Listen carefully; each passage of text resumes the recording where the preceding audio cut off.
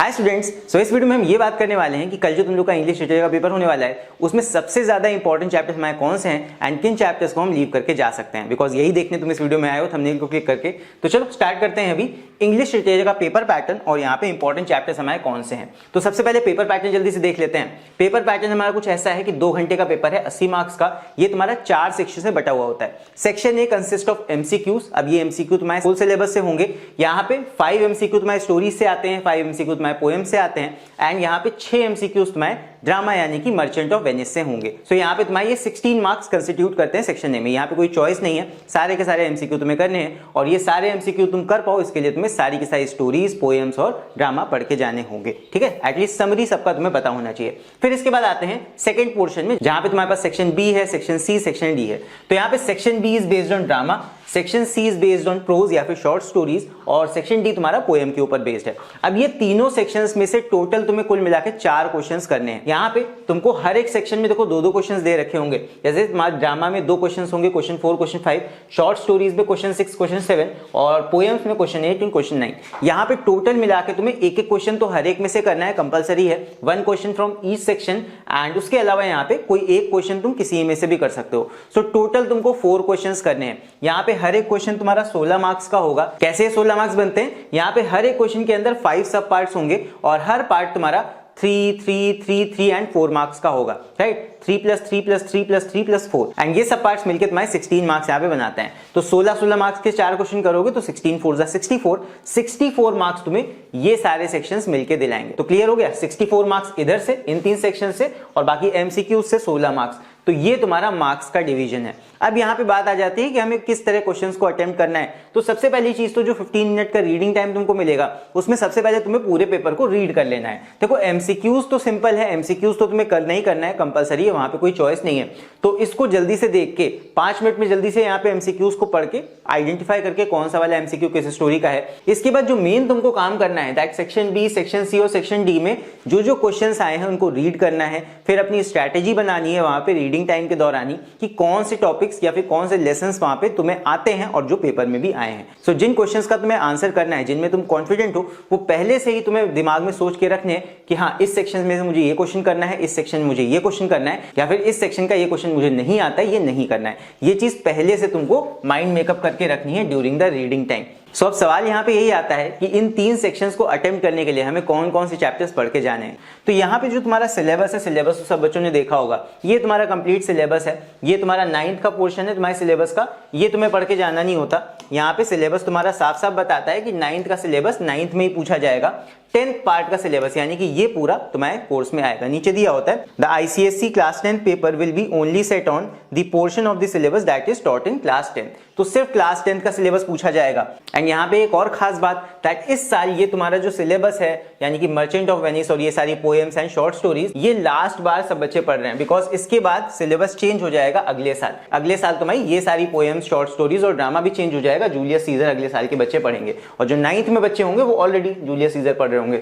सो अगले साल syllabus change होना है क्लास 10 का। सो इसीलिए हम कह सकते हैं कि इस साल लास्ट तुम लोग ये सारी पोएम्स, शॉर्ट स्टोरीज और मर्चेंट ऑफ वेनिस पढ़ रहे हो। वो अलग बात है, हाँ अगले कुछ सालों के बाद फिर से ये चेंज होके वापस से यही हो सकता है आ जाए। सो फिलहाल इस साल के लिए लास्ट है एंड यहां से हम ये आइडेंटिफाई कर सकते हैं कि कौन कौन सी poems, short stories last year आई हैं और पिछले सालों का डेटा हम देख के ये डिसाइड कर सकते हैं कि कौन सी स्टोरीज आने के इस बार ज्यादा चांस है। तो यही हम इस वीडियो में करने वाले हैं। तो चलो देखते हैं आगे। तो यहाँ पे सबसे पहले हम बात कर लेते हैं अपने ड्रामा की यानी कि मर्चेंट ऑफ वेनिस की। सो मर्चेंट ऑफ वेनिस में यहाँ पे देखो, मर्चेंट ऑफ वेनिस में अगर हम लास्ट ईयर का डेटा देखें किस किस साल कौन से एक्ट से, कौन से सीन से क्वेश्चंस आए हैं, तो यहाँ पे मैंने ईयर देखो लिख दिया हुआ है हर एक के आगे। तो यहाँ पे अगर ध्यान से देखोगे तो लास्ट ईयर यानी कि 2023 में किस एक्ट से आया?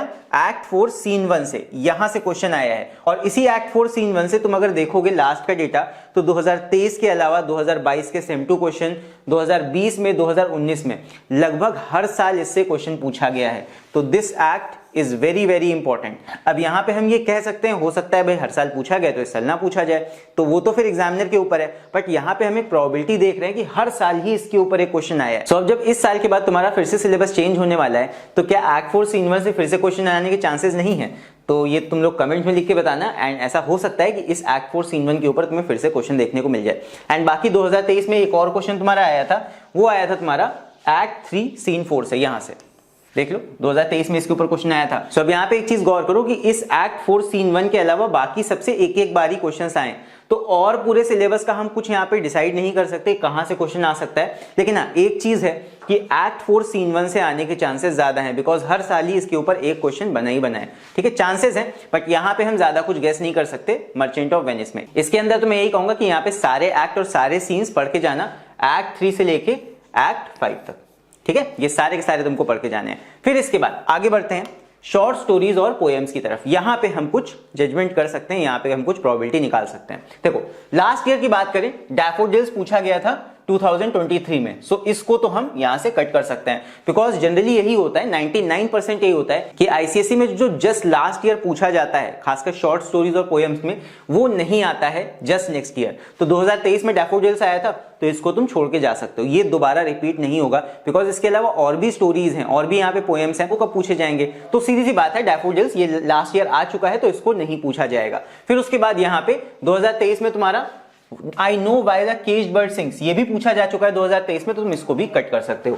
रिपीटेड नहीं होता है जनरली आईसीएसई में। ठीक है, 99.9% है, ये रिपीट नहीं होगा। बाकी 0.1% तो लाइव बॉय भी जम्प्स नहीं मार पाता है, तो वही चीज है, मैं 99% कह सकता हूं कि ये नहीं आएगा। फिर इसके बाद यहां पे देखो प्रोज की बात करें, शॉर्ट स्टोरीज की बात करें, 2023 में एन एंजल इन डिस्गाइज ये पूछा गया था, तो इसको कट कर सकते हो। और इसके अलावा 2023 में तुम्हारा all summer in a day ये पूछा जा चुका है, तो इसको भी कट कर सकते हो।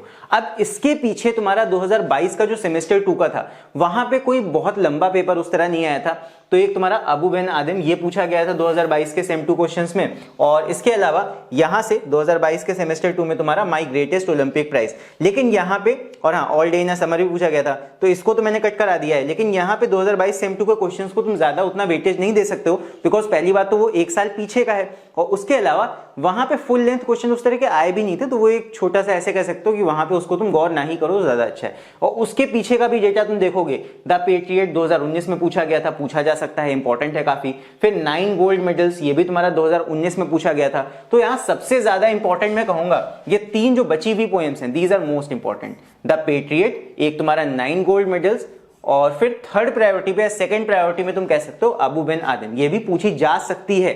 ऐसा कोई चांस नहीं है कि 2022 के सेम 2 में आई थी तो नहीं पूछी जाएगी, बट हाँ थोड़ा चांस इसका है, बट ज्यादा चांस तुम्हारा, इसको सिंगल टिक देते हैं, और ज्यादा चांस तुम्हारा द पेट्रियट और 9 गोल्ड मेडल्स के आने का है इस बार। फिर इसके बाद बात करते हैं जो शॉर्ट स्टोरीज की। शॉर्ट स्टोरीज की अगर बात करें तो 2 तो यहां मैंने कट कर दी, एंजल इन डिस्गाइज और all summer in a day. इसके अलावा जो 2020 में तुम्हारी शॉर्ट स्टोरीज पूछी गई थी, इनके रिपीट होने का चांस है, और जो 2019 में आई थी ये तो सबसे ज्यादा, ग्रेटेस्ट ओलंपिक प्राइज, इसको यहाँ पे स्टार बना देंगे। एंड बाकी इन दोनों में से कोई सी भी यहाँ पे पूछी जा सकती है, तो इन दोनों पे मैं टिक लगा दूंगा। इनमें से 2 कोई आएंगी, तुम्हें एक करनी होगी, या 2 भी कर सकते हो पेपर में। सो ये यहाँ पे हमारा कुछ एनालिसिस है for the important chapters. Analysis है, प्रोबेबिलिटी है 99.99% मैं कह सकता हूँ, 9%, बट यहाँ पे इससे ज्यादा मैं गारंटी नहीं ले सकता, बिकॉज मैंने पेपर नहीं बनाया, सीधी सी बात है। मैं यहाँ पे बस प्रोबेबिलिटी बता सकता हूँ कि हाँ मैक्सिमम चांस है कि इन चैप्टर्स में से क्वेश्चंस तुम्हें देखने को मिल सकते हैं, राइट। सो बाकी मैं तो यही कहता हूँ बच्चों से कि सारे के सारे चैप्टर्स पढ़ के जाओ, लेकिन लास्ट मोमेंट पे कौन से चैप्टर्स पे ज्यादा वेटेज तुम रख सकते हो, कौन से चैप्टर्स को बहुत अच्छे से तैयार कर सकते हो, उसमें कीवर्ड्स अच्छे से प्रैक्टिस करो, उसके आंसर्स अच्छे से याद करो, वो तुम इन चैप्टर्स पे फोकस कर सकते हो। सो आई होप इतनी बात समझ में आई होगी। चाहो तो इस पेज का स्क्रीनशॉट लेके रख लो।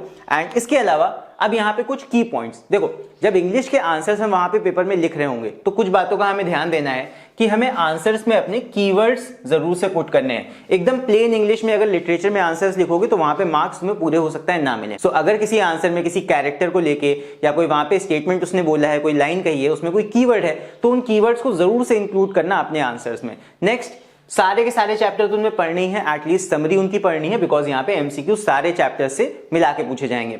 फिर इसके बाद जो यहाँ पे सब पार्ट्स आएंगे उनको तुम्हें सीक्वेंस में आंसर करना है। ऐसा मत करना पहले 5th पार्ट आंसर कर दिया, फिर 2nd पार्ट कर दिया, फिर 1st पार्ट कर दिया। अगर ऐसे करोगे तो मार्क्स कट होते हैं। जितने भी सब पार्ट्स होते हैं उनको तुम्हें सीक्वेंस या फिर ऑर्डर में ही आंसर करना है। जैसे क्वेश्चन 4 का 1st पार्ट है, फिर उसके बाद 2nd पार्ट, फिर 3rd पार्ट, उनका ऑर्डर बदलोगे तो एग्जामिनर मार्क्स वहां पे कट करता है, ध्यान रखना इस चीज का। फिर इसके बाद अगला पॉइंट बहुत ही इंपॉर्टेंट है, अपनी हैंड राइटिंग पे जरूर से फोकस करना। आंसर को कुछ इस तरह लिखना कि वो आसानी से पढ़ते बन जाए। मैं यहाँ पे बहुत ज्यादा सजा के लिखने की बात नहीं कर रहा हूँ, लेकिन एटलीस्ट इतना क्लियर आंसर तो लिखना है कि एग्जामिनर आसानी से पढ़ सके। एंड वहां पे अपनी प्रेजेंटेशन पे यानी कि एक आंसर लिखने के बाद में, जैसे मान लो एक सब पार्ट का तुमने आंसर किया, फर्स्ट पार्ट का आंसर करने के बाद में जब आंसर कंप्लीट हो जाए एक लाइन छोड़ देना या 2 लाइन छोड़ देना, 2 लाइन छोड़ के फिर अगला पार्ट सॉल्व करना, फिर उसके बाद जब ये कंप्लीट हो जाए फिर 2 लाइन छोड़ देना, और जब एक क्वेश्चन पूरा कंप्लीट हो जाए तो कम से कम 2 या 3 लाइन छोड़ के तब अगला क्वेश्चन अटेम्प्ट करना। ठीक है, तो थोड़ा क्लीननेस पे, प्रेजेंटेशन पे ध्यान देना। फिर उसके बाद लाइन खींचने की जरूरत नहीं, बट एटलीस्ट लाइन लीव कर देना।